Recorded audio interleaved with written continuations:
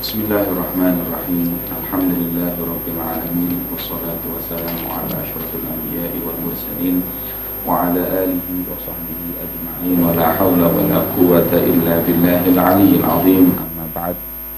Subhanaka la ilma lana illa ma 'allamtana innaka antal alimul hakim. Rabbi shrah li sadri wa yassir li amri wahlul 'uqdatam min lisani yafqahu qawli. Amin ya rabbal alamin. Hadirin dan pemirsa, alhamdulillah, puji syukur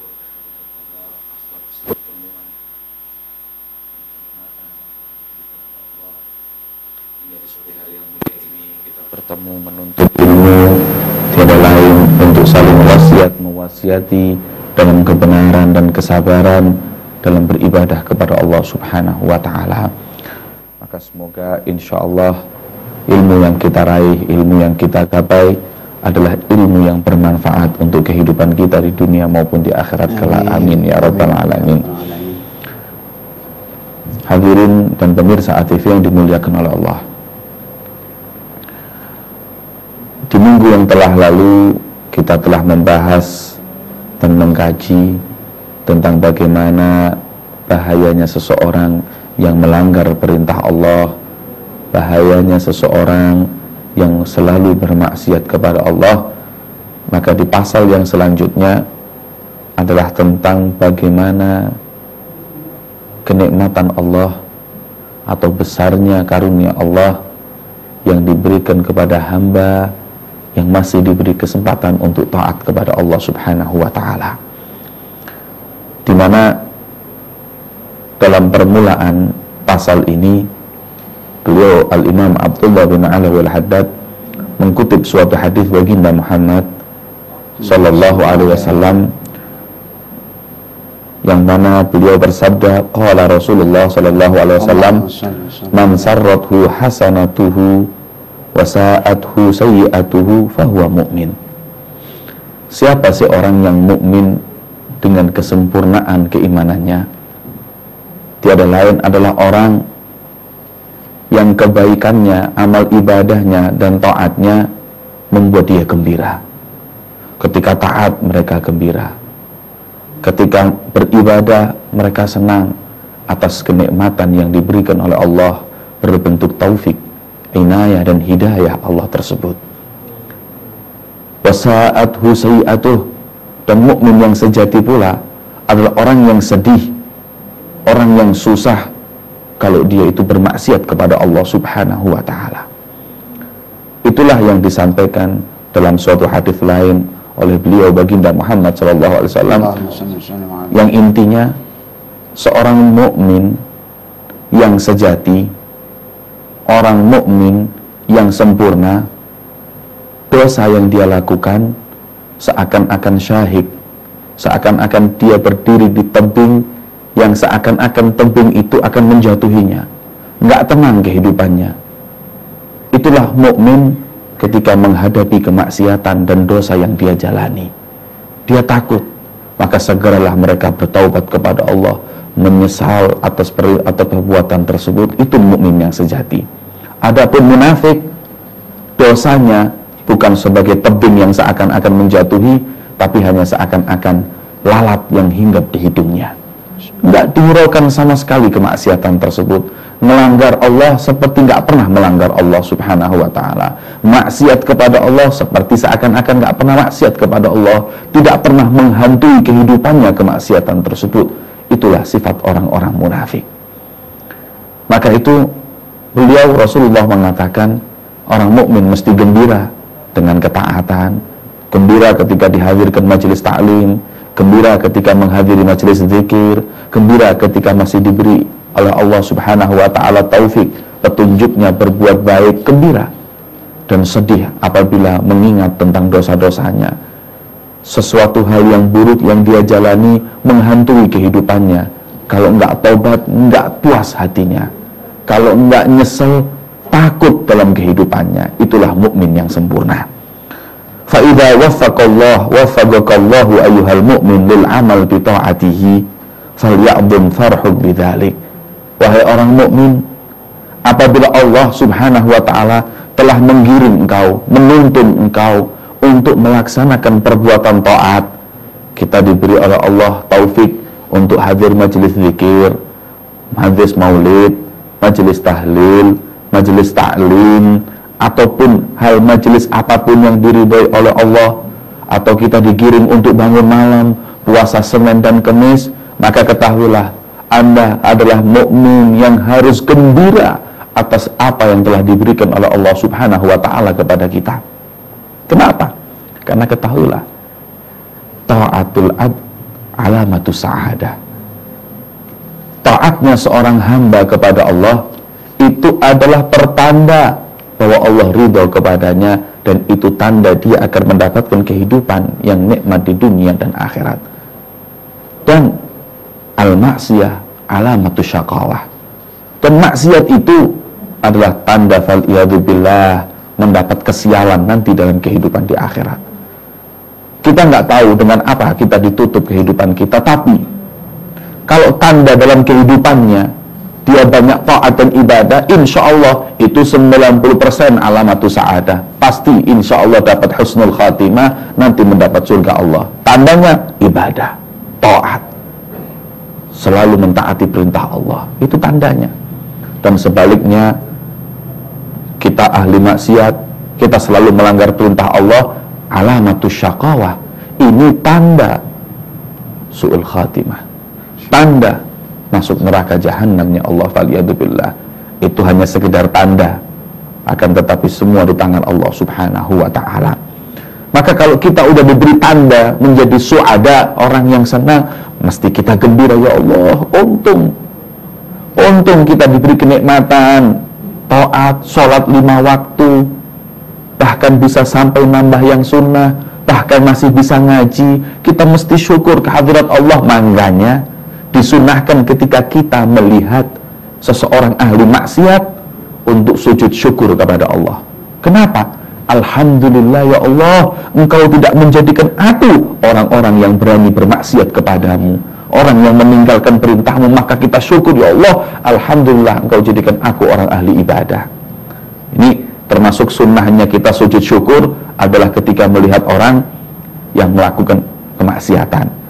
Terus sujudnya depannya orangnya atau di belakangnya. Lihat, idza kana mutadhahir bi fiski, kalau dia minum minuman keras di depan orang, kalau dia judi bahkan di kampung nggak malu dengan orang, kalau perlu di pos kamling itu kita sujud syukur. Ketika sujud syukur salam, ntar mereka tanya, kenapa kok sujud? Alhamdulillah saya dijadikan orang yang agak baik dibanding dengan sampean-sampean ini. Biar tahu kalau mereka adalah orang yang bermaksiat kepada Allah. Ya, akan tetapi ini dengan cara atau uslub yang ditentukan. Kalau kita adalah orang yang didengar oleh mereka, monggo. Tapi kalau tidak, jangan, nanti berantem yang terjadi malah. Ya, hanya saja ini adalah suatu kenikmatan dari Allah. Makanya kita sunnahkan sujud syukur ketika lihat orang ahli maksiat. Ya Allah, untung Kau kasih taufik kepada aku, kasih hidayah, Kau inayah. Ya Allah, hingga aku masih alhamdulillah beriman kepadamu, takut maksiat kepadamu, ya Allah. Maka kita mesti gembira. Syukur berarti atas kenikmatan. Kenikmatan adalah suatu hal yang harus kita nikmati, harus kita gembira dengannya. Wal tubaligh fi syukrillahi alladzi akramaka bi khidmatih. Bahkan kalau perlu berlebih-lebihlah engkau syukur kepada Allah yang telah memuliakan engkau dengan bisa berkhidmah kepada Allah, yaitu melalui ibadah. Kita berkhidmah sebagai khalifahnya Allah di muka bumi ini. Khidmah itu kan ngawulo sama Gusti Allah. Lu gimana Allah kok nia? Kita khalifatullah fil ard. Kita sebagai khalifahnya Allah di muka bumi ini, kita khidmah sama Allah. Gimana? Jangan berbuat fasad, jangan berbuat maksiat, berbuatlah perdamaian, berbuatlah yang rahmah dan kebaikan. Niscaya di situ kita berkhidmah kepada Allah Subhanahu wa taala. Waqtaraka li muamalatih. Untung kita dipilih oleh Allah untuk menjadi orang yang bermuamalah, interaksi dengan Allah. Kalau Allah udah nggak mau dengan kita, nggak akan Allah berikan kepada hati kita keinginan untuk duduk di sejadah menghadap kepada Allah. Allah mau dihadapin, Kalau coba kita merasa udah nggak senang sama orang, gimana caranya orang ini udah nggak datang ke rumah kita, nggak ketemu, anak udah nggak senang dengan orang ini, saya udah nggak senang dengan orang ini orang saya nggak senang lihat mukanya, jauhkan aja dari saya, kalau ada perlu bilang aja nggak ada, pokoknya yang penting saya nggak ngelihat mukanya. Tapi kita alhamdulillah dikasih kesempatan untuk sujud di hadapan Allah, dengan sejadah kita meminta kepada Allah.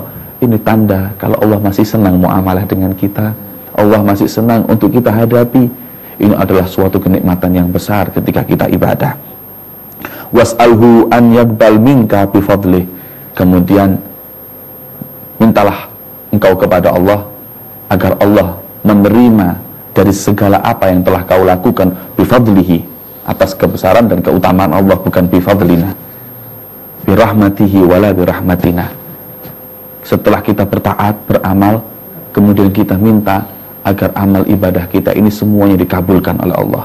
Ya Allah, ini amalku, ya Allah, ini ketaatanku, tinggal terkabulnya, dan itu adalah di tanganmu ya Allah. Kita minta bifadlihi, kembalikan sama Allah. Kalau kau terima, ini fadl, ini keutamaanmu ya Allah. Kecil amal ibadah kami dibanding dengan pemberian kenikmatan atau kenikmatan yang kau anugerahkan kepada kami. Ma yassarahu alaika min salihil amal. Kemudian mintalah kepada Allah dikabulkan atas apa yang telah diberikan oleh Allah dari dimudahkannya kita berbuat amal yang baik. Ayo, coba enggak Allah yang memberi kemudahan, mana mungkin kita beramal? Maka minta dikabulkan atas segala apa yang juga diberikan oleh Allah Subhanahu wa ta'ala berkat kemurahan Allah Subhanahu wa ta'ala. Nah, ini penting. Kadang-kadang kita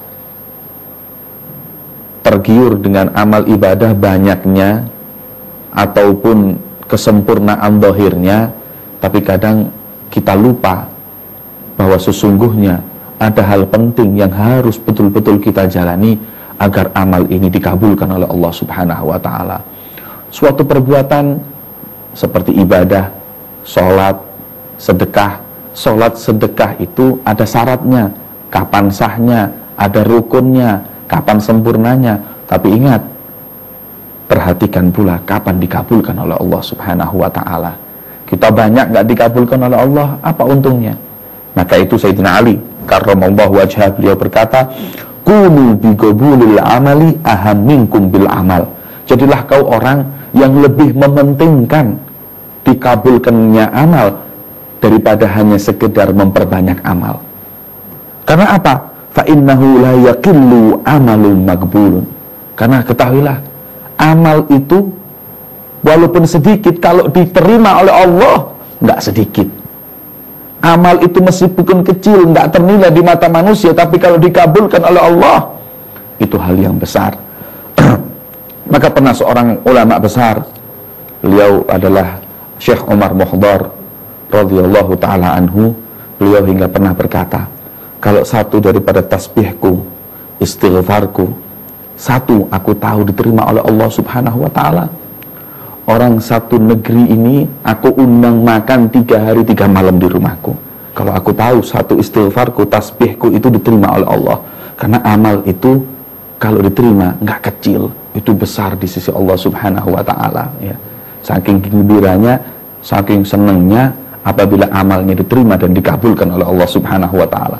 Seseorang seperti Syekh Umar Muhdar, wali Allah yang begitu mempunyai kedudukan tinggi, ilmunya begitu mumpuni, masih berkata seperti itu. Maka bagaimana dengan kita? Kita ilmu yang nggak ada, amal ibadah ya pas-pasan, bahkan mungkin kurang.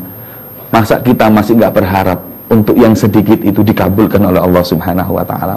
Maka Al-Imam Al-Ghazali, beliau mengingatkan kepada kita bahwa sesungguhnya amal ibadah seseorang itu kalau diumpamakan kita dikumpulin di tong ya. Amal kita kumpulin di tong ya. Amal dikumpulin di tong, ingat tong tadi betul-betul dibersihin dan ditambal, jangan sampai yang kita kumpulin tersebut bocor hingga akhirnya nggak ada hasilnya.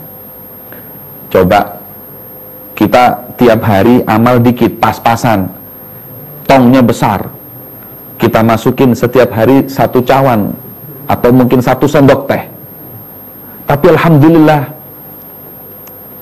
tong tersebut utuh, nggak ada bocor sedikit pun. sehari demi hari, insya Allah 10 tahun udah penuh itu, walaupun setiap hari hanya satu sendok teh, kosong, nggak ada lubangnya. Tapi satunya lagi, Masya Allah, tiap hari 1 timba bawahnya. Amalnya ibadah Senin Kemisnya, kemudian amal yang lain, Masya Allah, 1 timba, 1 ember tiap hari.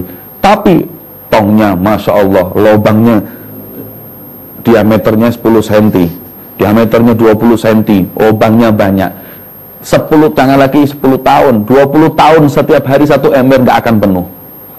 Itu ibarat bahwa amal ibadah kita sedikit dikabulkan oleh Allah dengan syaratnya hati dibersihkan.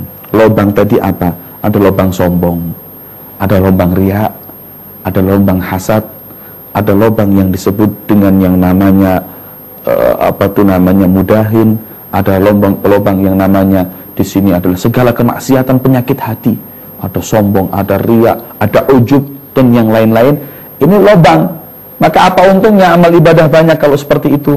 Gak akan pernah membuat bekal yang begitu besar nanti di sisi Allah Subhanahu wa ta'ala. Maka itu ayo usahakan amal kita dikabulkan oleh Allah Subhanahu wa ta'ala, dan berharap agar semua nantinya ketika kita beramal mengharap dengan kedermawanan Allah, keutamaan Allah. Ya Allah, kabulkanlah amal kami ini walaupun sedikit, ya Allah. La tuhrimna khaira ma indak li syarri ma indana. Mungkin karena kekurangan kami, ya Allah, tapi janganlah Engkau haramkan penerimaan amal ibadah kami yang sedikit.